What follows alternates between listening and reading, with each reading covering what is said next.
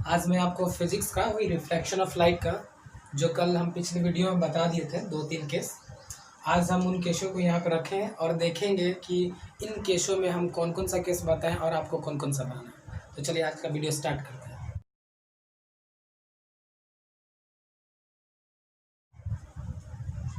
तो पहला मेरा केस है फ्रेंड्स, यदि वस्तु को इन्फिनिटी यानी अनंत पर रखा जाए तो केस कैसा बनेगा, क्या होगा, उसका इमेज कैसा बनेगा। यदि वस्तु को इन्फिनिटी तथा सी यानी वक्रता केंद्र के सेंटर ऑफ कर्वेचर के बीच रखे जाए तो इसका हम लोग ने कल देख लिया है, इसलिए आज इसको हम नहीं बनाएंगे। कल तो हम लोग बना लिए, इससे आज बनाएंगे। यदि वस्तु को सी यानी वक्रता केंद्र पर रखी जाए, ये भी हम कल बना दिए थे फ्रेंड्स। तो आपने पिछले वीडियो में जाकर के देख लेना है कि हमने कैसे बताया था। और फिर हमारा ये चौथा है कि यदि वस्तु को वक्रता केंद्र तथा फोकस के बीच रखी जाए, ये हम आज आप लोग को बताएंगे। अगर आपने वीडियो को देख करके समझ करके अगर बनाया होगा तो काफ़ी अच्छा, बेस्ट ऑफ लक एग्जाम के लिए।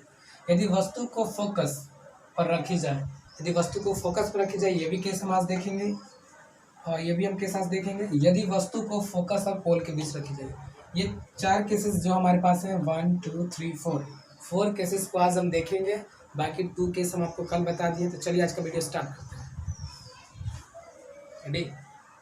बंद नहीं कर ले। रेडी?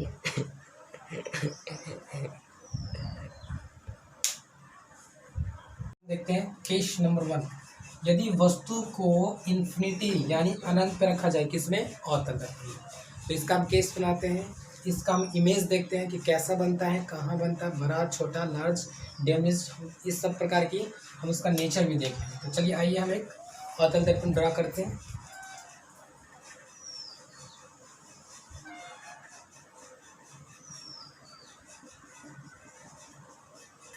ये हमारा अवतल दर्पण है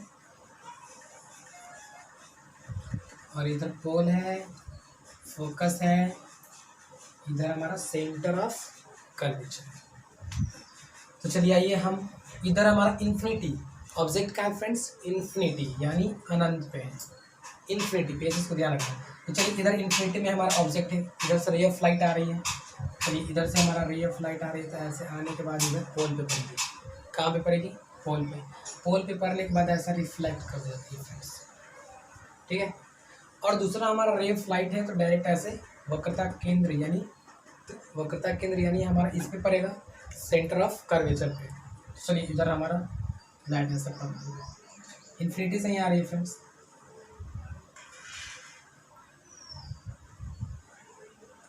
तो आपको पता है कि अगर वक्रता केंद्र पे सोर्स ऑफ लाइट आती है तो वो उसी माध्यम में वापस लौट जाती है, जैसे कि जिस पथ से आ रही है, इधर से आ रही है, फिर वापस ऐसे ही लौट जाती है। केस नंबर 3 ये आपको पता है। तो जहाँ पे रिफ्लेक्शन होता है फ्रेंड्स, देखिए जैसे दर्पण पे पड़ा, दर्पण पे पड़ने के बाद रिफ्लेक्ट कर गया लाइट, यहाँ भी पड़ा तो यहाँ से पड़ने के बाद रिफ्लेक्ट कर गया है। तो रिफ्लेक्शन जहाँ पे मीट करती है फ्रेंड्स, वहीं पे हमारा इमेज बनता है। तो इधर हमारा इमेज कहाँ बन गया? यहाँ फोकस पे, ऐसे फोकस पे हमारी इमेज बन गया। तो चलिए इसका नेचर लिख लेते हैं फ्रेंड्स फटफट। पहला में क्या? इमेज कहाँ बन रहा है हमारा फ्रेंड्स? तो पहले हम देखें कि इमेज हमारा कहाँ बन रहा है। तो एट फोकस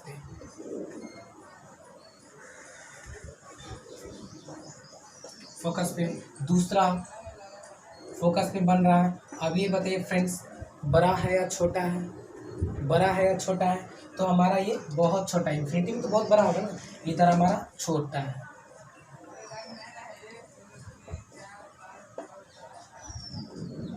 तीसरा फ्रेंड्स, उल्टा है या सीधा?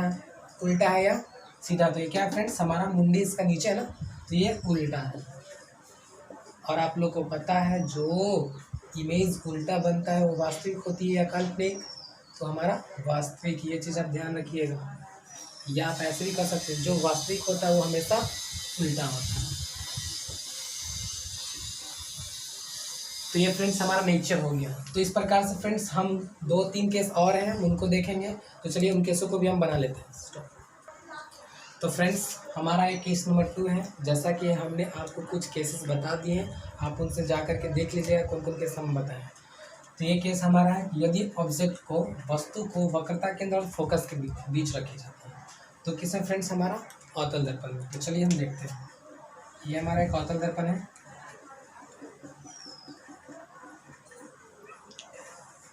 देखिए फ्रेंड्स, ये हमारा पोल हो गया, ये हमारा फोकस हो गया, ये हमारा सेंटर ऑफ कर्वेचर हो गया। देखिए फ्रेंड्स, कितना केस बनता है आप लोग यहाँ आराम से समझ सकते हो। पहला हो गया इन्फिनिटी पे जाएगा, दूसरा इन्फिनिटी और वक्रता केंद्र के बीच जाएगा, तीसरा वक्रता केंद्र पे जाएगा, चौथा वक्रता केंद्र और फोकस पे जाएगा, जो कि हम अभी आपको बताएंगे, पांचवा आपको फोकस पे जाएगा, छठा फोकस और पोल के बीच जाएगा, सातवां आपको ऐसे पोल पे जाएगा। तो पोल वाला उतना इंपॉर्टेंस नहीं क्योंकि उसी में बनता है। तो आइए हम लोग वक्रता केंद्र और फोकस के बीच हम लोग देखते हैं फ्रेंड्स इसका इमेज कैसा बनता है। तो आइए हम क्या करते हैं, एक ऑब्जेक्ट को वक्रता केंद्र और फोकस के बीच रख लेते हैं। कोई प्रॉब्लम?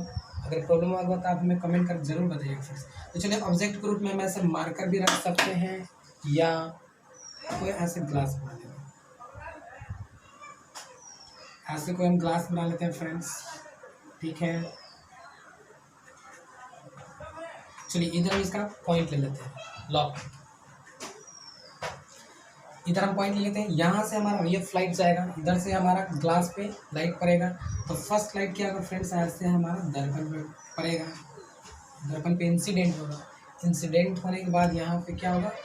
जैसे ही दर्पण पे पड़ेगा तो रिफ्लेक्ट होगा, तो रिफ्लेक्ट होता है तो फोकस से निकल जाता है, क्योंकि आप पढ़े हो प्रिंसिपल एक्सिस के समानांतर कोई भी किरण आती है तो वो फोकस से निकल जाती है।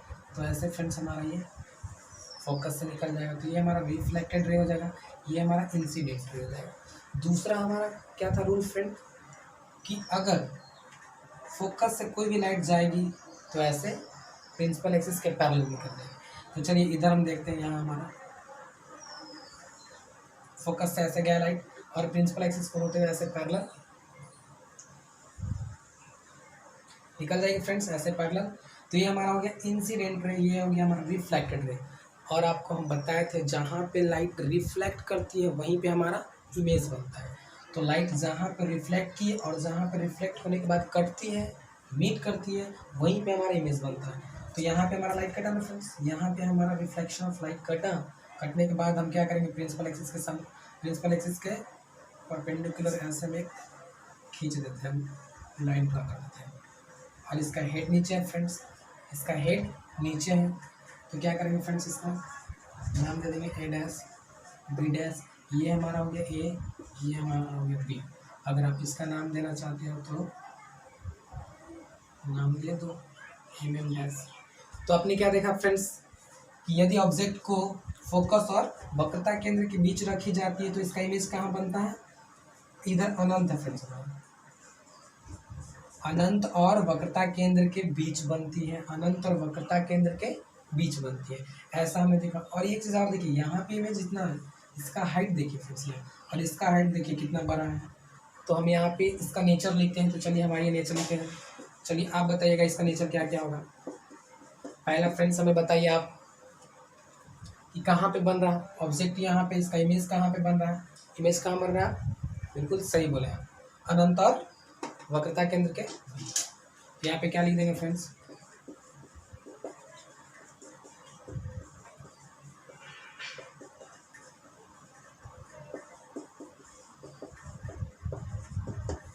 ओके। नंबर सेकंड, बड़ा है या छोटा है? बड़ा है या छोटा? बिल्कुल सही, बड़ा। क्या लिखेंगे फ्रेंड्स यहाँ पे? बड़ा। तीसरा हम लोग देखेंगे केस, उल्टा है या सीधा?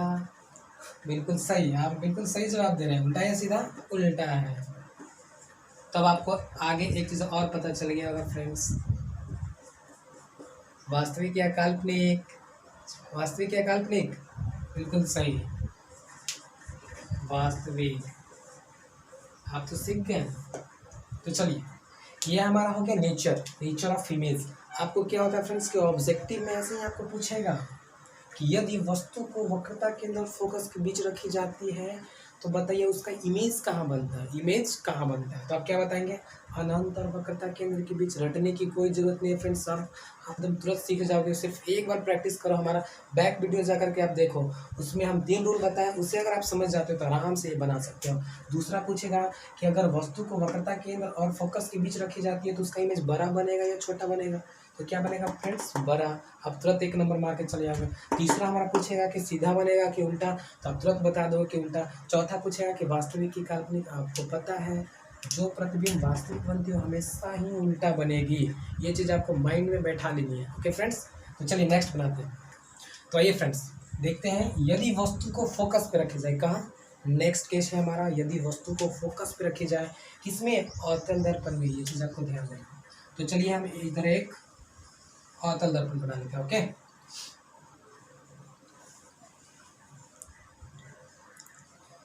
ये हमारा हो गया फ्रेंड्स प्रिंसिपल एक्सिस जिसका पोल P है, और ये हमारा फोकस हो गया, और ये हमारा centre of curvature. Okay, understand? इतना तो आप समझ रहे हो। तो चलिए, कहाँ रखना है हमें ऑब्जेक्ट को? कहाँ रखना है वस्तु को? किसी ग्लास को या किसी व्यक्ति को या किसी भी वस्तु को कहाँ रखना है फ्रेंड्स? हमें फोकस पे रखना है ना। फोकस इधर है, ऐसे रखेंगे फ्रेंड्स, ऐसे।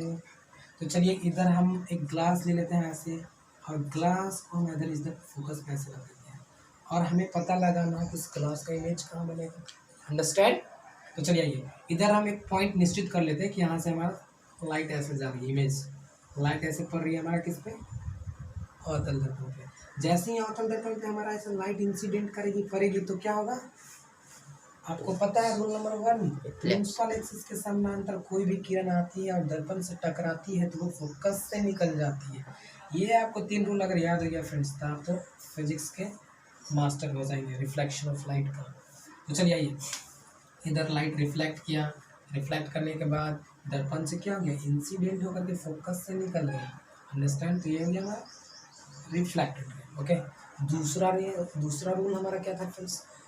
कि फोकस से जाएगी और पैरेलल होकर के निकल जाएगी प्रिंसिपल एक्सिस की।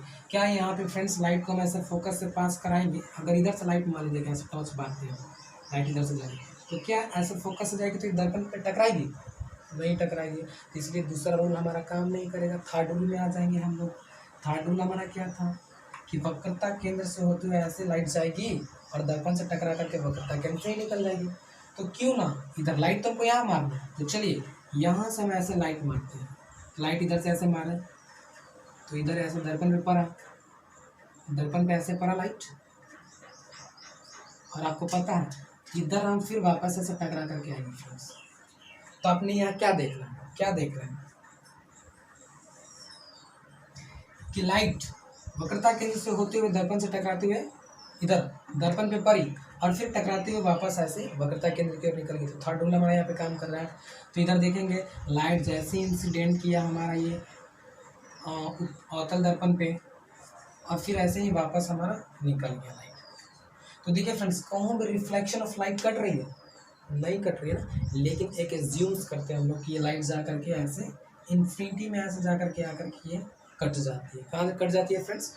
इन्फिनिटी पे। तो चलिए इसका हम लोग नेचर लिखते हैं, इसका नाम देते हैं, आप लोग देख लीजिए।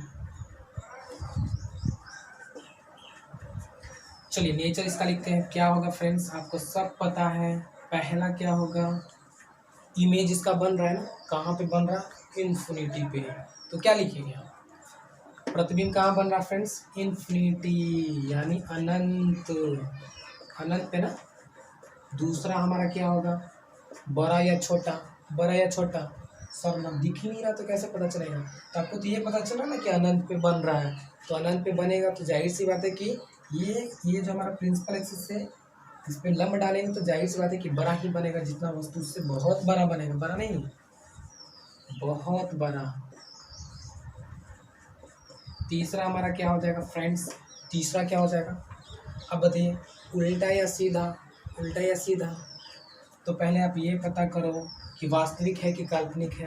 तो इधर बनेगा तो लाइट रियल में जाकर के मीट करेगी। तो जो लाइट रियल में मीट करती है वो हमारा क्या होता है फ्रेंड्स? वास्तविक होता है। और आपको पता है कि जो वास्तविक होगा वो प्रतिबिंब हमेशा ही उल्टा होगा। यहाँ क्या होगा? उल्टा और वास्तविक। तो ये आपका हो गया फ्रेंड्स नेचर ऑफ इमेज। तो इसे आप एक बार जरूर 2-3 बार प्रैक्टिस करिएगा तो फ्रेंड्स ये आपका अपना हो जाएगा और रटने की कोई ज़रूरत नहीं है, बस एक बार याद करो ये आपका अपना हो जाएगा। नेक्स्ट चलते हैं, केस नंबर 4 देखते हैं कि यदि वस्तु को फोकस और पोल के बीच रखी जाए, यदि वस्तु को फोकस और पोल के बीच रखी जाए तो किसे फ्रेंड्स अवतल दर्पण में। चलिए इसको हम देखते हैं। यहाँ पे एक अवतल दर्पण बना लेंगे। ओके, यहाँ पे एक अवतल दर्पण बना लेंगे। बनाने के बाद क्या होगा, इधर प्रिंसिपल एक्सिस ले लेंगे, पोल हमारा हो जाएगा और यहाँ पे फोकस हो जाएगा और यहाँ पे हमारा वक्रता त्रिज्या होगा, सेंटर ऑफ कर्वेचर। एक चीज़ और आपको पता है ना, ये डिस्टेंस पी पोल से फोकस का डिस्टेंस जितना होगा उतना ही फोकस से वक्रता त्रिज्या का डिस्टेंस होना चाहिए फ्रेंड्स, नहीं तो फिर आपका इमेज इधर उधर बड़ा छोटा हो जाएगा, गलत हो जाएगा, कटेगा नहीं। ओके, तो चलिए आइए इधर हम देखते हैं।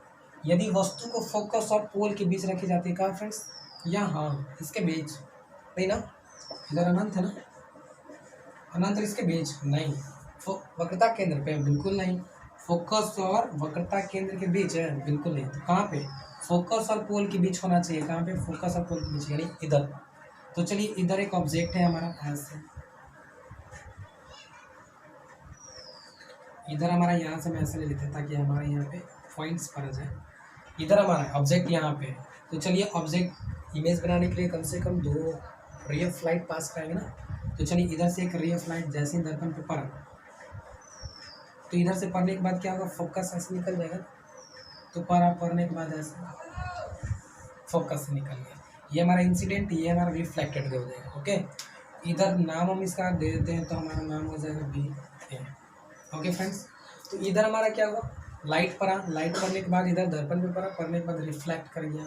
दूसरा क्या हम फ्रेंड्स ऐसे फोकस से पास करा सकते हैं, बिल्कुल नहीं, फोकस से अगर हम ऐसे लाइट मारेंगे तो दर्पण से टकराएगा ही नहीं और वापस निकल जाएगा, तो दर्पण से टकरा के वापस आना चाहिए। तो इधर हमारा फ्रेंड्स देखिए वक्रता त्रिज्या बचा हुआ, थर्ड रूल नंबर 3, अगर वक्रता त्रिज्या से ऐसे लाइट जाती है फिर वापस इसी तरह से आ जाएगी ना, तो ऐसे इधर से अगर हम, मेरा फ्रेंड्स लाइट ऐसे जाता है, देखिए यहाँ से ऐसे गया फ्रेंड्स, वक्रता के जैसे इस पे पड़ने के बाद क्या होगा फ्रेंड्स, इंसिडेंट करने के बाद फिर रिफ्लेक्ट कर देगा इसी माध्यम में वक्रता के से होते हुए, तो ये हमारा रिफ्लेक्ट कर गया फ्रेंड्स, तो ऐसे रिफ्लेक्ट करके साइन दे देंगे हम। तो अपने फाइनली हम देखते हैं, क्या देखते हैं कि जैसे ही हम लोग पोल और फोकस के बीच कोई ऑब्जेक्ट को लेते हैं तो फर्स्ट रे ऑफ लाइट हमारा ऐसे दर्पण में पड़ेगा जो कि प्रिंसिपल एक्सिस के समानांतर है, तो फोकस से निकल जाएगा। दूसरा हमारा क्या होगा कि वक्रता केंद्र से लाइट जाएगी तो वक्रता केंद्र से ही होते हुए वापस आ जाएगी, इधर हमारा ऑब्जेक्ट पे लाइट पड़ रहा है। तो अब देखते हैं फ्रेंड्स, ऐसा कहूँ मीट नहीं कर रहा है, जो हमारा ये रिफ्लेक्शन ऑफ लाइट है कहूँ ऐसा मीट नहीं कर रहा है, ये तो देखिए फ्रेंड्स और दूर भागेगा, ऐसे दूर भागेगा तो अंत में भी जाकर के एक दूसरे से कटेगा नहीं, क्योंकि पैरेलल लाइन को माना गया है कि आगे जाकर के कट जाती है, लेकिन जो लाइन ऐसे निकलती है डाइवर्जिंग होती है, ऐसे डाइवर्जिंग लाइन आगे जाके कभी भी मीट नहीं करेगी। तो हम क्या करेंगे, एक चीज़ हम लोग देख रहे हैं कि अगर इस रिफ्लेक्शन ऑफ लाइट को आगे हम बढ़ाएंगे ऐसे,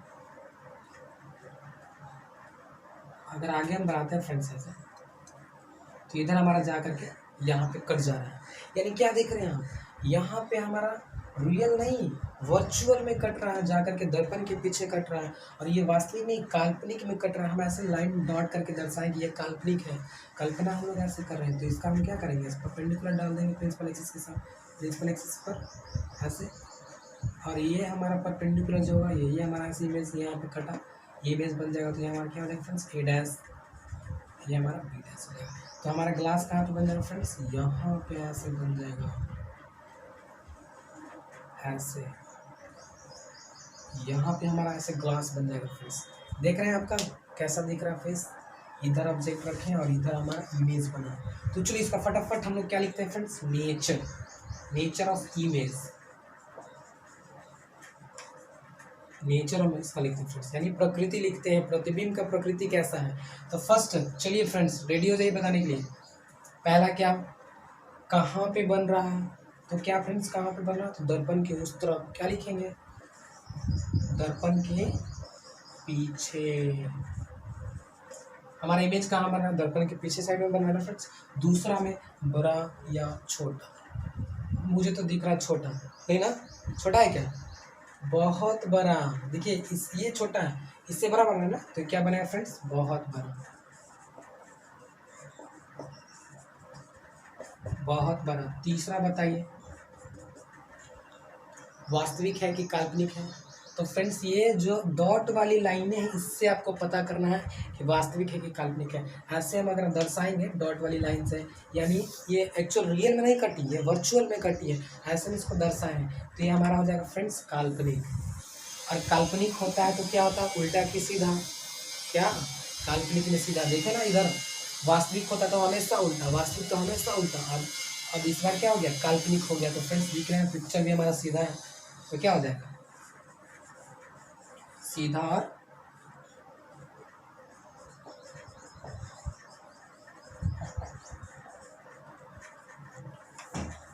तो ये फ्रेंड्स हमारा हो गया आज का टोटल केस नंबर टोटल 6 बताए हैं वेट, टोटल 6 बताए हैं वेट। तो हमने फ्रेंड्स आपको क्या करना है कि टोटल केस को आपके सामने ऐसा रखना है, बारी बारी से आपको बनाना है। पहले जाकर के रूल देखिए फ्रेंड्स किस प्रकार से है, और बारी बारी से सबको बनाना है। अगर आपको समझ में आती है फ्रेंड्स तो मुझे कमेंट करके बताइए, नहीं तो फिर मैं आपको पर्सनली समझाऊंगा। Okay friends, thank you nice.